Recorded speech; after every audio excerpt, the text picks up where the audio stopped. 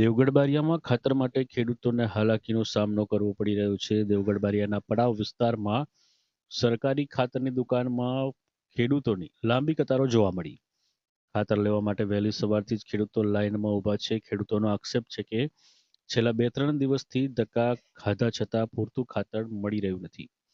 ભર ચોમાસે ખેતરમાં પાક ઊભો છે, પાકને ખાતરની જરૂર છે, પરંતુ ખાતર માટે ખેડૂતોને કલાકો સુધી લાઇનમાં ઊભા રહેવાનો વારો આવ્યો છે. હદ તો એ છે કે મહિલાઓ પણ પોતાના નાના બાળકો સાથે લઈને વહેલી સવારે ખાતર લેવા માટે પહોંચી રહી છે.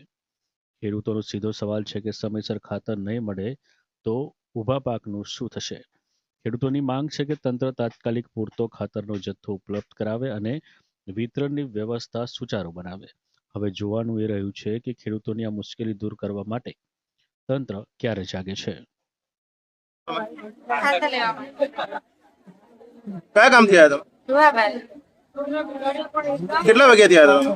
4 વાગે તમારી શું માંગ છે?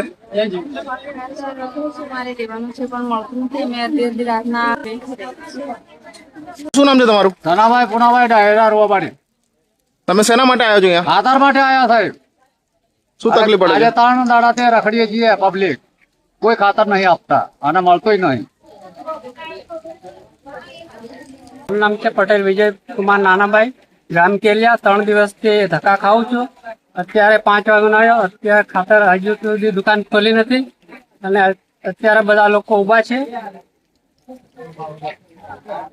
અને હમણાં ખાતર નહીં મળતું.